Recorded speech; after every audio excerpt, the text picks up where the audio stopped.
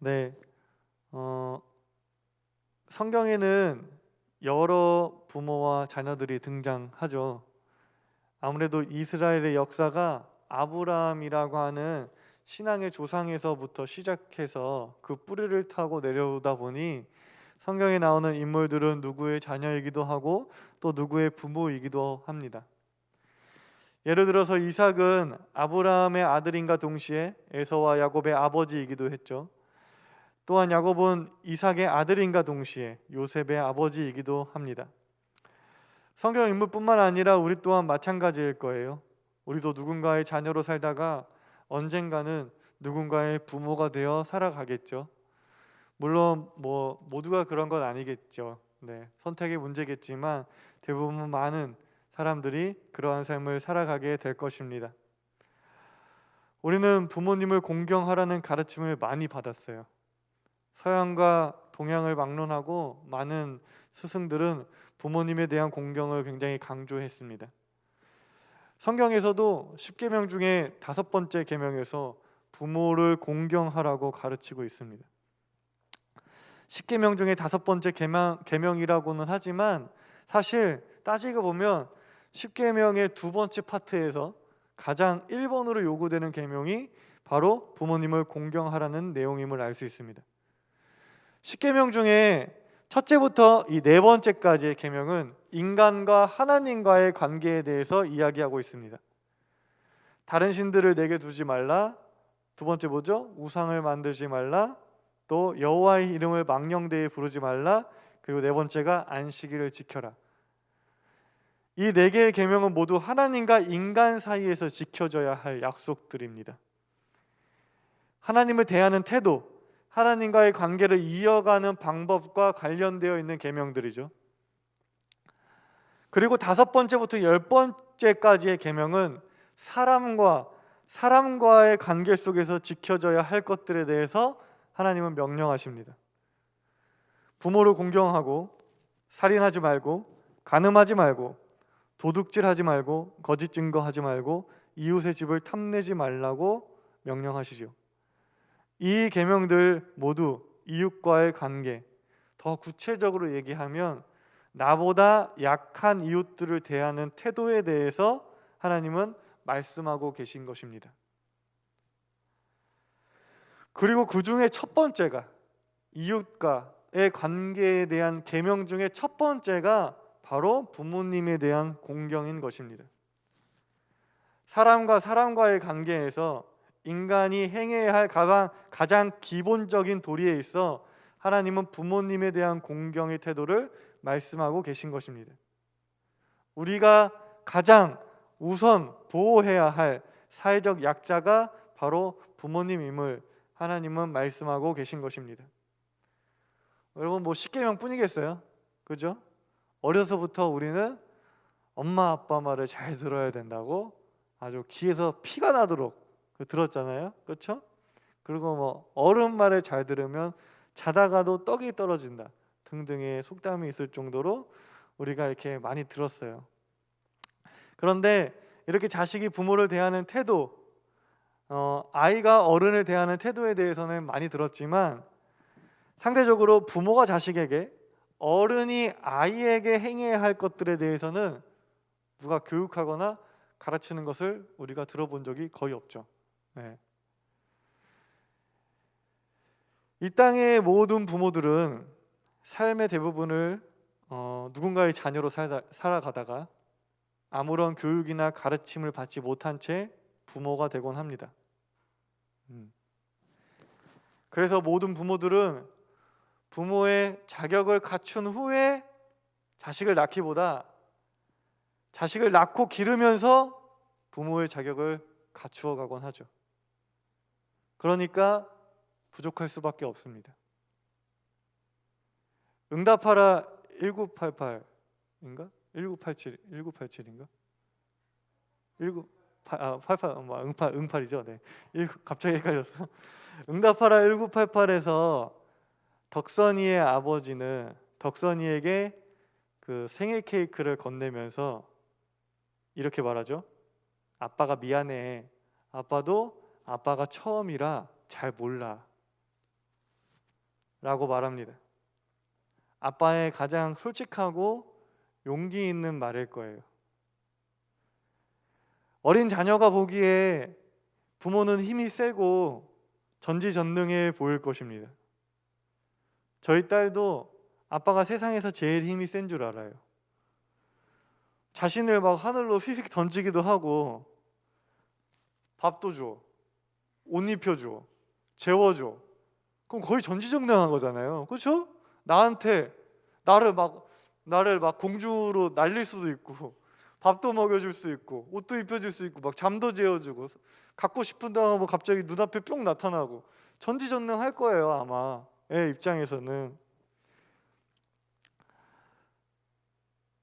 그런데 저도 부모로서의 저희 부족함을 한없이 마주하곤 합니다. 아이의 행동에 저의 감정을 조절하지 못할 때도 있고 어떠한 상황에 어떻게 대응해야 하는지 답을 알지 못할 때도 많습니다. 어떤 것이 어떻게 해줘야 되는 게 얘한테 유익할지 아니면 이게 해가 될지 판단이 서지 않는 경우도 굉장히 많습니다. 성경에 나오는 인물들 또한 모두 신앙적으로 훌륭한 인물들이기는 하지만 부모와 자녀의 관계 안에서 바라보면 부족하기는 매한가지인 것 같아요. 이삭은 아버지인 아브라함이 자신을 하나님께 제물로 바치려 할 때 어린 나이에도 불구하고 하나님과 아버지의 뜻에 순종했던 인물입니다. 또 블레셋 사람들과 우물로 인하여 갈등을 빚을 때 그는 3번이나 양보하면서 평화를 이루었던 인물이에요. 굉장히 성숙한 인물이죠. 하지만 그러한 그도 아버지로서는 조금 부족했습니다. 그는 자신의 2 아들 야곱과 에서 중에 에서를 더 편애하였습니다. 그리고 그의 아내 리브가는 야곱을 더 편애했죠. 부모의 공평하지 못한 사랑으로 야곱과 에서는 장자권을 다투게 되었고 결국 그 가정은 생이별을 해야 하는 불행한 가정으로 전락하게 되었습니다. 야곱도 마찬가지였죠. 야곱은 삶의 많은 우여곡절을 겪으며 하나님의 사람으로 거듭난 사람입니다. 그리고 12 아들을 통해 이스라엘의 12지파가 생겨나기도 하죠. 하지만 야곱도 아버지로서는 부족했습니다. 야곱은 여러 아들 중에 요셉이라고 하는 막내 아들을 유독 사랑했습니다. 그 유독 사랑한 그 사랑은 건강하지 못했죠. 아버지의 부족한 사랑은 형제들의 갈등을 빚어냈습니다. 결국 잘못된 사랑은 형들이 동생을 죽이려고 하는 평화의 깨짐으로 이어졌습니다. 물론 그 모든 것이 하나님의 계획이었다라고 볼 수도 있습니다. 그런데 하지만 하나님은 어떠한 상황에서도 하나님의 구원 역사를 이루어 가시는 분이잖아요. 요셉이 이집트의 노예로 팔려가는 비극이 없었다고 하더라도 하나님은 하나님의 구원 역사를 이루어 가셨을 것입니다. 그러니 야곱의 편애까지 하나님의 계획하심이다라고 그렇게 무리하게 생각할 필요는 없을 것입니다. 야곱의 편애, 형들의 시기심, 어린 시절의 이 요셉의 눈치 없음은 인간적인 아쉬움과 부족함이죠. 그런데 우리가 이 이야기를 보면서 형제들의 죄를 지적하곤 하지만 야곱의 편애에 대해서는 깊게 생각하지 않을 때가 있습니다. 오늘은 어버이 주일로서 부모님의 은혜에 감사하고 그 사랑에 보답하고자 하는 주일입니다. 그래서 보통은 어버이 주일 부모님의 사랑이 얼마나 큰지 이야기하는 것이 일반적이지만 오늘은 조금 다른 이야기를 해보고자 해요. 여러분, 우리들의 사랑하는 엄마 아빠도 부족한 사람입니다. 앞서 말했듯이 우리들의 부모님들은 모두 부모의 역할이 처음인 사람들입니다. 누군가의 자녀로 살다가 준비도 없이 부모가 된 사람들이에요. 자녀가 20살이 넘었으면 부모가 된 지 20년이 넘었으니까 꽤나 괜찮은 부모가 되었을 가능성도 있겠죠. 하지만 또 다른 면에서 보면 20년이 넘어도 부모는 부족합니다. 왜냐? 20살이 된 자녀는 처음 양육해 보는 것이기 때문이에요. 초등학생 자녀는 어떻게 대해야 되는지, 애가 커서 중학생이 되는데 그 중학생은 또 어떻게 대해야 하는지, 커서 고등학생이 되는데 그 고등학생은 또 어떻게 대해야 하는지, 또 20살이 됐는데 그 20살은 또 어떻게 대해야 하는지, 부모는 모든 순간이 처음입니다. 그러니 부모가 된 지 오래되었다고 하더라도 부족할 것입니다. 그래서 할아버지 할머니들은 손주한테 그렇게 잘하나 봐요. 그렇죠? 화도 안 내고. 그걸 이제 다 겪어봐서 얘가 이럴 거라는 것을 예상하고 그걸 보니까 그걸 다 참고 기다려주는 것 같아요. 근데 부모님들은 다 처음이에요. 그래서 예측이 불가능하고 아이를 대하는 것이 그래서 불안하기만 하죠. 우리는 그 부모님의 부족함 때문에 내 마음이 상하거나 서운할 때가 있습니다. 그럼에도 불구하고 우리는 하나님의 말씀처럼 부모님을 공경해야 합니다.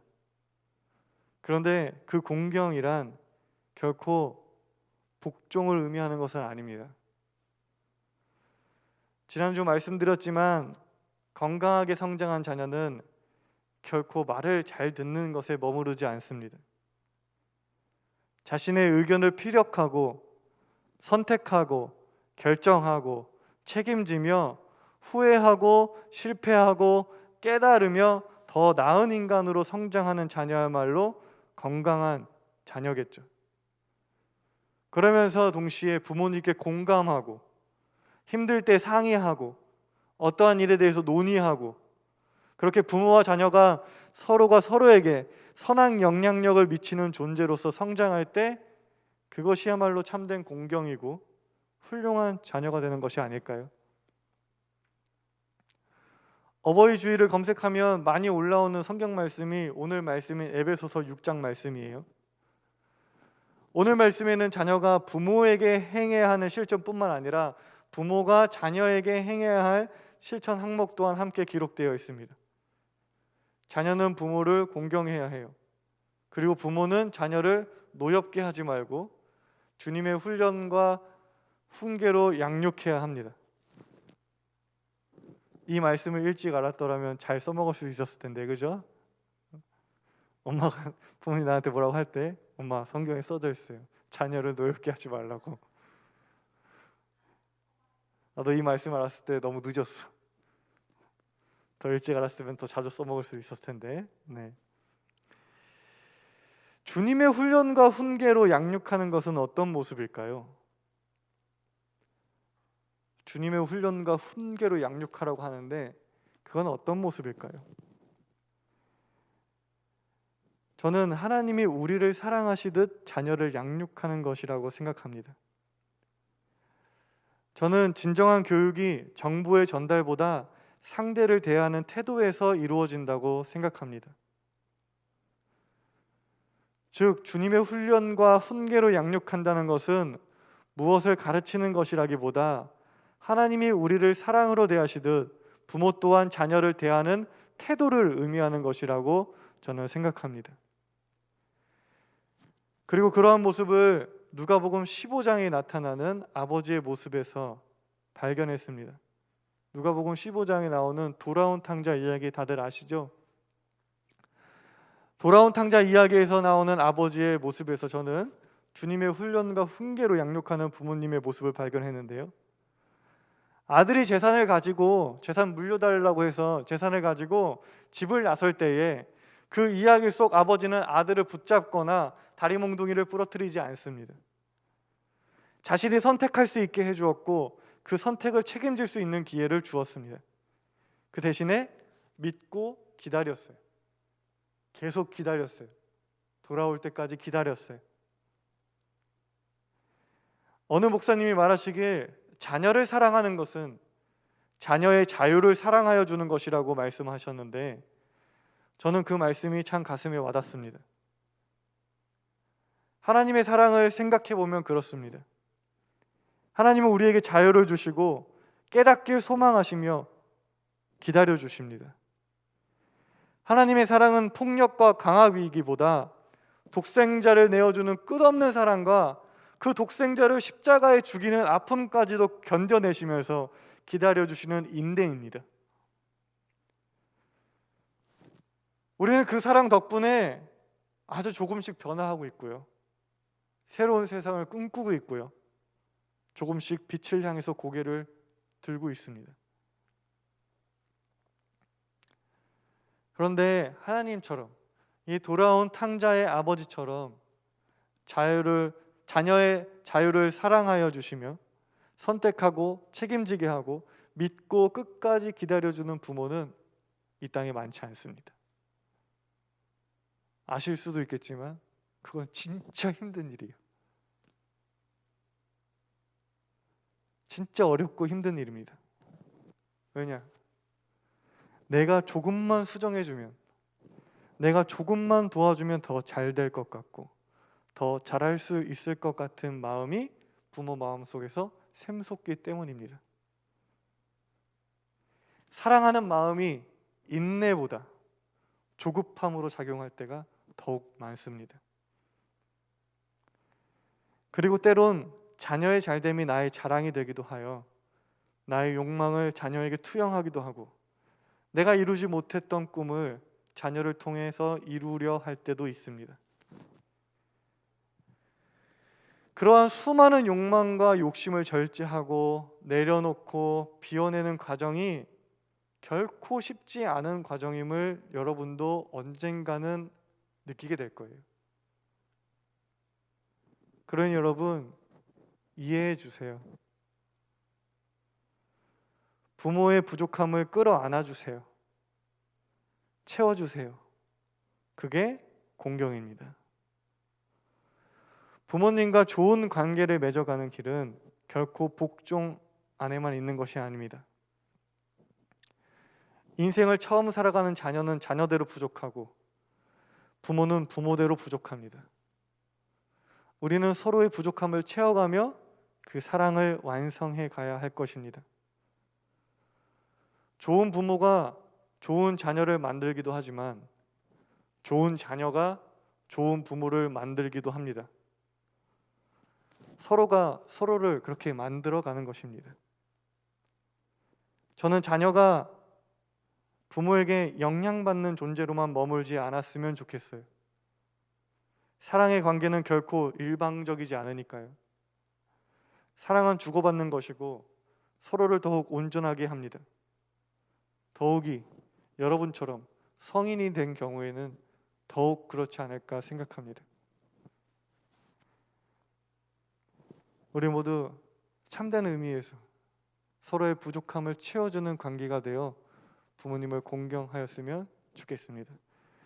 우리 함께 이러한 말씀 붙잡고 함께 기도했으면 좋겠습니다.